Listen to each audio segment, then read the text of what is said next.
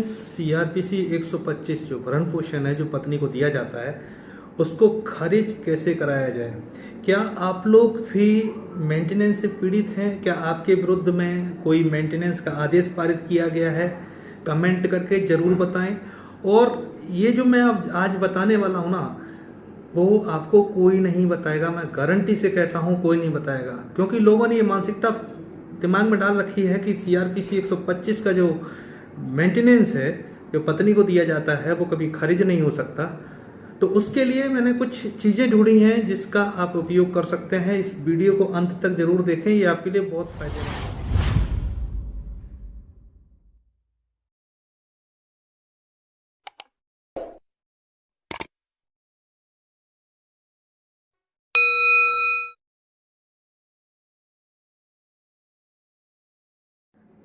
नमस्ते भाइयों, कैसे हैं आप लोग? मैं हूं आपका दोस्त परमदत्त।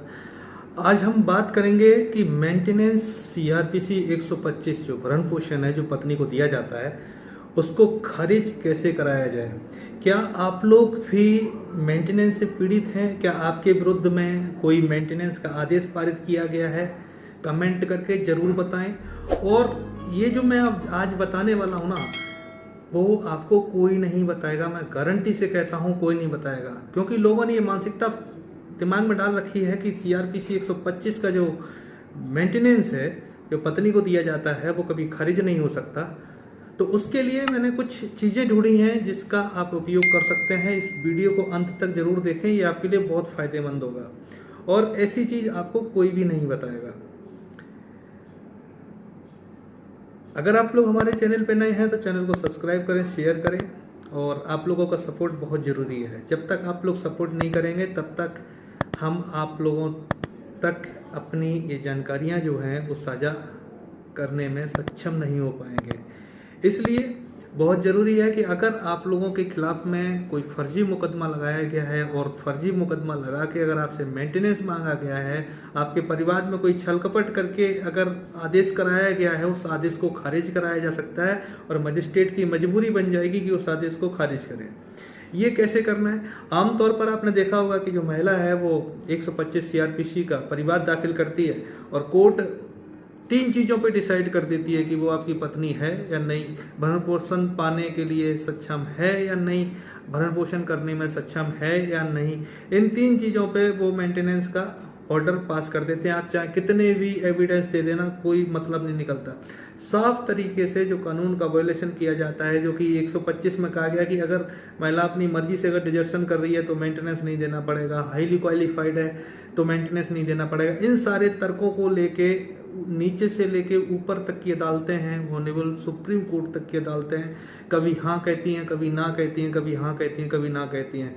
लेकिन हमने एक बहुत अच्छा तोड़ निकाला है मेंटेनेंस को ख़त्म करवाने के लिए, क्योंकि हमारे जो साथी अधिवक्ता वगैरह हैं हम लोगों ने सबने मिलके उस चीज़ का तोड़ निकाला कि इस मेंटेनेंस के आदेश को उसी न्यायालय में जिस न्यायालय से ये आदेश पारित कराया गया है उसको कैसे खारिज कराया जाए। ये आपको हर कोई नहीं बता पाएगा और ना कोई हर कोई इसकी ड्राफ्टिंग कर पाएगा, चाहे बेशक ही आपके खिलाफ में आदेश क्यों ना हो गया हो, आप इसको यूज कर सकते हैं।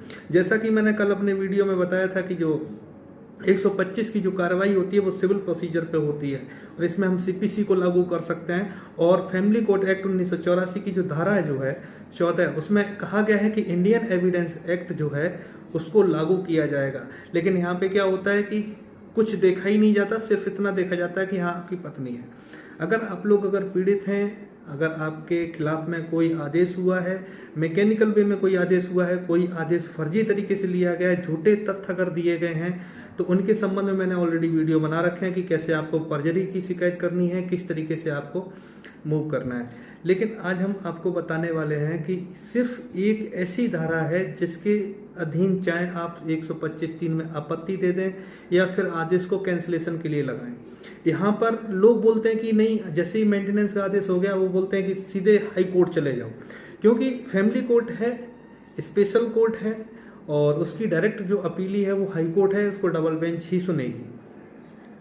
तो लोग ये सलाह देते हैं, लेकिन मेरा मानना है कि आप ऊपर तक चले जाएंगे, आपका मेंटेनेंस जो है वो कैंसिल नहीं होगा। मेंटेनेंस कम ज़्यादा तो किया जा सकता है, लेकिन मेंटेनेंस कैंसिल नहीं होगा। इन सब चीज़ों को समझना बहुत ज़रूरी है। अब ये मेंटेनेंस का जो बर्डन है, वो उस मेंटेनेंस के बर्डन को किस तरीके से कैंसिल कराया जाए, इस ऑर्डर को किस तरीके से कैंसिल कराया जाए जो आपका लूट हुआ। बहुत से लोग हमसे बोलते हैं कि भैया मेरा 125 में मेंटेनेंस का आदेश हो गया, इससे कैसे बचें।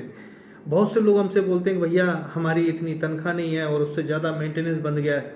बहुत से लोग बोलते हैं कि हमारी पत्नी ने रजनीश वर्सेस नेहा का एफिडेविट गलत दिया। बहुत लोग बोलते हैं कि सारे तथ्य गलत दिए। और अमूमन महिलाएं जो हैं उनके दिमाग में ये रहता है कि जितना ज़्यादा से ज़्यादा मेंटेनेंस मांग लो उतना ही, तो इसलिए वो क्या करती है, बढ़ा चढ़ा के तथ्यों को लिखती है। तो इसका मैंने कार्ड निकाला हुआ है और साफ तौर पर मेंटेनेंस से बचाना है। आज दिन तक का रिकॉर्ड है, कभी भी किसी भी तरीके से कोई भी मेंटेनेंस का केस मैंने ऊपरी अदालत में नहीं भेजा है। नीचे की अदालत में ही हमने खेला है, जितना खेला है नीचे की अदालत में। और काफ़ी केसेस में हमें मदद मिली है, काफ़ी केसेस में हमने ऑर्डरों को कैंसिल भी करवाया है, लोगों को मेंटेनेंस नहीं देना पड़ा। या तो मामला सुलझा है या फिर उलझ गया है, लेकिन मेंटेनेंस नहीं देना पड़ा है। तो ये कैसे, ये संभव कैसे हुआ? सबसे पहले जो ऑर्डर होता है ना, उसको हम CRPC 127(2) के तहत में कैंसिलेशन के लिए मांगते हैं कि सब परिस्थितियों में बदलाव हुआ है। और दूसरा ये कि 125 सबसेक्शन 5 के तहत में हम आवेदन करवाते हैं। चलो वो एक अलग कंडीशन हो गई, ये सारे लोग जानते हैं इस बात को, ये कानून में भी लिखा हुआ है। लेकिन हमने इनसे सबसे अगर हटके ही चीज़ें सोची हैं कि अगर आपके मेंटेनेंस में कोई छल कपट हुआ है, गलत तरीके से अगर आदेश लिया गया है, तो आप क्या कर सकते हैं।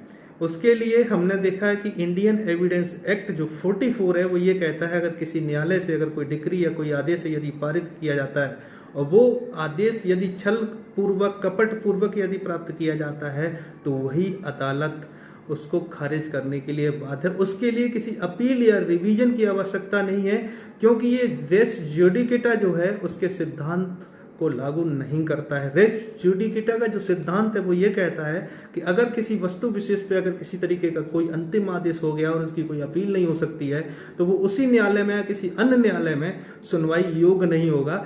ये जो रेस जुडिकेटा का जो सिद्धांत है वो इंडियन एविडेंस एक्ट 44 का अपवाद है, इसलिए यहाँ पे लागू नहीं होता। इसलिए हमें किसी याचिका की या किसी रिवीजन की या किसी अपील की कोई आवश्यकता नहीं है। अगर आप लोगों को अगर इस तरीके की अगर ड्राफ्टिंग चाहिए हो, अगर आप लोग अगर चाहते हैं कि हम आपकी मदद करें और आप लोग अगर मेंटेनेंस से बचना चाहते हैं, तो आप लोग हमसे संपर्क कर सकते हैं। नीचे हमारा व्हाट्सएप नंबर दिया गया है। धन्यवाद। नीचे हमारा नंबर दिया गया है।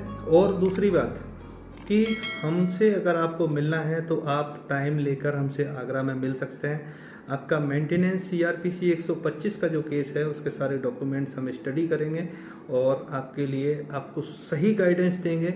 ऐसी जानकारियाँ, बारीकी जानकारियाँ जो हमने अपने प्रैक्टिकल लाइफ में मैंने यूज की हैं और यूज कर भी रहे हैं, और उन्हीं प्रैक्टिकल जानकारियों के आधार पर हम ये जानकारियाँ आप लोगों तक पहुंचा रहे हैं, क्योंकि आप लोग खुद इतने सक्षम बन जाएं कि हमारे जैसे कि किसी की ज़रूरत ना पड़े। लेकिन कुछ लोग ये सोचते हैं कि नहीं, मेंटेनेंस खारिज ही नहीं होता। हाँ, ये बात बिल्कुल सही है कि एक बार अगर मेंटेनेंस बंद जाता है, एक मेंटेनेंस का ऑर्डर हो जाता है, तो मेंटेनेंस खारिज नहीं होता है। इसलिए खारिज नहीं होता है क्योंकि तुम अपनी बात कह नहीं पाते हो। आपका एडवोकेट आपकी बात सही तरीके से नहीं कह पाता, क्योंकि कोई डिफेंस नहीं होता है हमारे पास, क्योंकि हम सोच नहीं समझ नहीं पाते हैं। आज की डेट में फेसबुक पे बहुत सारे ग्रुप्स ऐसे बने हुए हैं जो खुद मुकदमे लड़ रहे हैं और उनको खुद मेंटेनेंस देना पड़ रहा है, और वो आगे लोगों को कमेंट कर रहे हैं और कमेंट में बता रहे हैं कि आपको ये करना चाहिए, आपको ये करना चाहिए। इन सब चीज़ों से बचो। जब तक आप इन सब चीज़ों के चक्कर में पड़े रहेंगे तब तक आप गुमराह होते रहेंगे। और ये जो मैं आपको इंडियन एविडेंस एक्ट 44 के बारे में जो जानकारी दिया हूँ, ये जानकारी कोई नहीं दे सकता, और इसकी बहस भी इतनी आसान नहीं है, और इसकी ड्राफ्टिंग है बिल्कुल टोटली अलग है। अगर आप लोग चाहते हैं कि आपको मेंटेनेंस से बचाया जाए, उसी अदालत में बचाया जाए, और सामने वाली पार्टी जिसने आदेश लिया है उसके खिलाफ में एक्शन लिया जाए, तो आप लोग हमसे संपर्क कर सकते हैं। आगरा में हमसे मिल सकते हैं और हम आगरा दीवानी में ही आपको मिलेंगे।